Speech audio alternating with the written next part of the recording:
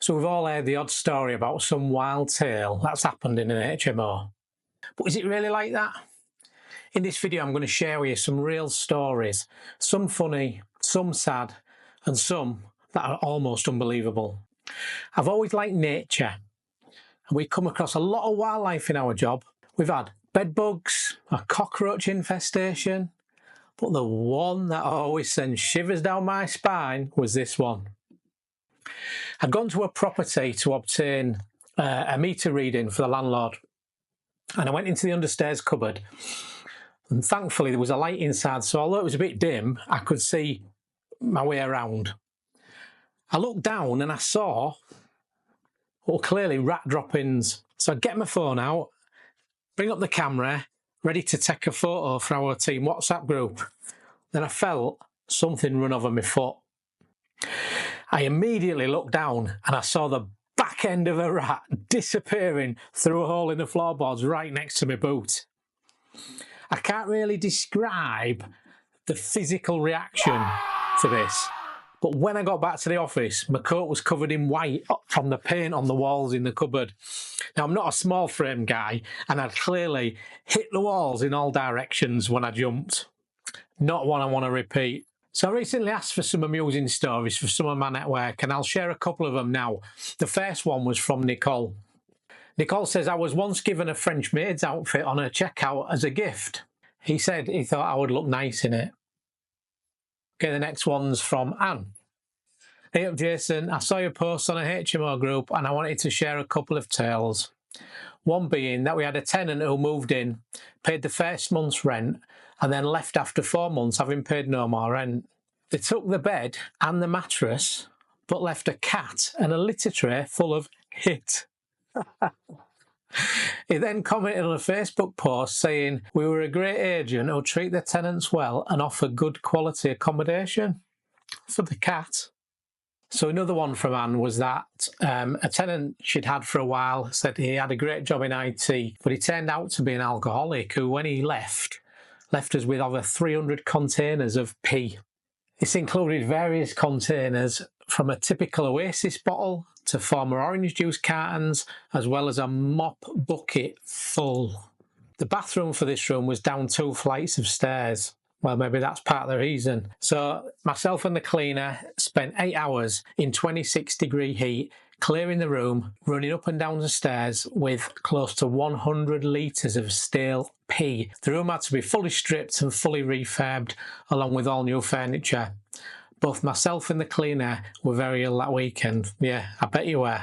Unfortunately, we found out 4 weeks later that the tenant had took his own life, and that despite him being able to hold down a good job, he'd always struggled with mental health, which had massively deteriorated over the last 6 months. Sad story, really.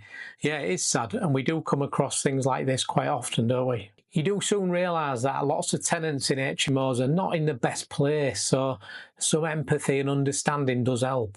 But it's really difficult to know sometimes whether they're just trying to take advantage, so that you really need to be wary of that. All right, let's talk about some of ours. We had a tenant, David, and one evening about 10 p.m, had a call from the ambulance service saying that there was a potential cardiac arrest and could they have the access code to the property so they didn't have to force entry. But we have all our systems available to us at all times, so I looked up the code, gave them the code, and that was that.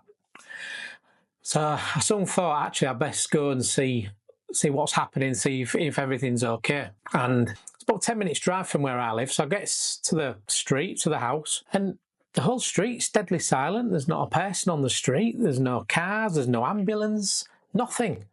I thought, that's weird. So I thought I better just go to the office, pick the spare keys up. So I did that, and I thought I'm just going to ring the mobile number that had called me from the ambulance service. So I rang the number, and the ambulance guy answers the phone, and he says, oh yeah, we don't actually think he's in the property. We didn't gain entry to the room, but we don't think he's in, so we're just driving about looking for him. I thought, how bizarre. Ambulance driver driving an ambulance around looking for a patient with a cardiac arrest. Never heard of it before. So anyway, I met him back at the property about 10 minutes later, and yeah, the tenant wasn't in, but it was clear that there was some other issues with tenants within the property, and this tenant, not sure who actually called the ambulance service, but it was clear there was some issue. So I promised the tenants I'd pop back and see him the next day. And one of the things, two of the things they commented on or accused the tenant of were, one was drug use, like heavy drug use, and the second one was stealing. So one of the things he'd apparently stolen was a jacket. So I said to him about the drug use, and he was adamant he didn't. He said it's against the tenancy agreement, and he was very articulate in that as well. He fully understood. He didn't come across as a drug user. I know it's not always easy, but he came across more as having mental health issues than a drug issue. But we'll go on to that in a sec. The other one was that I mentioned about the jacket, and he went, "Oh yeah," he said, "so-and-so knocked on my door and accused me of stealing his jacket." I said, I don't know anything about it. But then he said to me, "Well, it's on your chair in your room." And lo and behold, it was in this tenant's room on the chair. He swears blind he hadn't picked it up. It could have been his girlfriend, who knows. But clearly there was some issues. I ended up contacting his guarantor, who was his dad, and his dad explained some of the issues and challenges that his son had. And we agreed that it'd be better for him if he found alternative accommodation before anything escalated with the other tenants, because clearly there was some animosity there. And a few weeks later he moved out, and all was well, so that was good. Next one is Alex. So Alex booked a viewing for a couple of properties. I turned up at the first viewing. I'm not knowing whether Alex was a boy or a girl or anything else, and Alex turned out to be a very well presented young woman, just joined the local police force and was looking for somewhere to live. She was moving into the area, I might add. So showed her the first property. It's okay, but it's not the best. And the second property she'd booked was definitely not a demographic match. Now, when you've got tenants, you have to think about what other tenants you're putting together. Because you can soon end up with a property with a HMO that is just in chaos and just constantly needs attention because of the tenants not getting on, bickering and all the rest of it. So I realised straight away that she wouldn't be a good match for this property. Found her another one. Anyway, we were viewing the second room in this second property, and we go in through the kitchen door at the rear of the property. And just as I'm unlocking the door and I turn the handle, I hear this voice saying, "I'm naked." Well, by that time it was too late. The door was already on its way open, and all I could see in front of me was this black guy stood, absolutely stark as. Now, I know that because I got so far down, got to his waist and thought, enough, he's naked. What was he doing there? He was actually stood at the worktop in the buff, stirring his porridge like this. Now, I know what you're thinking. Yes, he was using a spoon. So off he scurried to his room to get some clothes on. We did the viewing, and as we were walking out, he'd come back into the kitchen and he was stood there in his boxer shorts. You know, I mean, of course, why not? Shared house and all that. So anyway, she didn't take that room. She took the one before that. She was, good. It turned out to be a good tenant, but yeah, he certainly made our day that day. So we operate the industry's leading fault and maintenance reporting software. It's even got an AI bot, artificial intelligence robot, which can diagnose and help tenants resolve issues before we even see the report.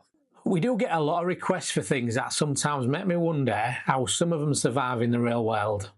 Let's bear in mind that we're talking about grown adults here. Often the craziest requests or reports we get are from the most highly educated. We once had a doctor tenant from London staying in our large co-living HMO. She sent us a message and asked us when we would be providing bin bags for the kitchen bin. Not long after that, she reported that somebody had left the garden gate open. What did she expect us to do? Go and shut the gate? Just last week, another one in the same property reported that someone had dropped an egg on the floor and not cleaned it up. And she'd even attached a photograph to the fault report, and it was a cooked egg. Now, why couldn't she have just picked it up? Was she really expecting us to go and pick up the egg? It would have been much quicker for her to just pick it up and put it in the bin, rather than photographing it, lodging a maintenance call to say that there's an egg on the floor. Absolutely not. But this stuff happens all the time. We sometimes work with the local council to help house those in need or those at risk of becoming homeless find somewhere to live. I was homeless myself at 17, so I do have some sympathy and empathy for those who find themselves in situations not of their own making. We recently had a case where a woman was referred to as she was working and was a good tenant apparently, who was just at risk of becoming homeless. So they'd agreed to help her find some accommodation, pay her first month's rent and 5 weeks deposit to the landlord. So we found this girl a room, and as soon as she moved in she became unresponsive, didn't pay a penny rent after that, and sometime later we arranged to do a welfare check as she was not responding to any contact. So we carried out the welfare check with the council, and what we found was when we approached the room, the door was lodged open a little bit. So I gave it a push after calling out the tenant's name. As soon as the door was open an inch and more, we could see what I can only describe as absolute carnage. So these are pictures of the room as we found it. This tenant had only been in a few weeks. There were literally thousands of used syringes, tin foil, alcohol wipes and other drug paraphernalia from one side of the room to the other. It was trashed. When the support worker saw it, she said, "Well, I better let our probation officer know." But we had no idea that the tenant had a long history of drug issues, and as a result of what we found, she was then recalled to prison and was only found after a lengthy woman hunt. I did a video recently about a tenant who went missing. He was reported missing to us by his family, and we eventually found him in prison. I went to see him in prison and he promised to move out when he was released a couple of days later in return for us cancelling his $3,000 in rent arrears. He's still in the property because he's taking advice from Shelter, who are trying to find him other accommodation. So we're still working on that one, but the system definitely works for the tenant and not for the landlord. Hopefully, these stories might provide you with some sense of what you'll encounter if you decide to become a HMO owner or a manager. If you've got any sense, of course, you'll opt to employ the services of a specialist HMO agent to look after your HMO investment, as it's by far the safest option. If you're looking for a HMO agent, make sure they're members of the HMO network. You can find the list at hmonetwork.co.uk. They're the UK's register of top HMO agents, and I'll pop a link in the description below.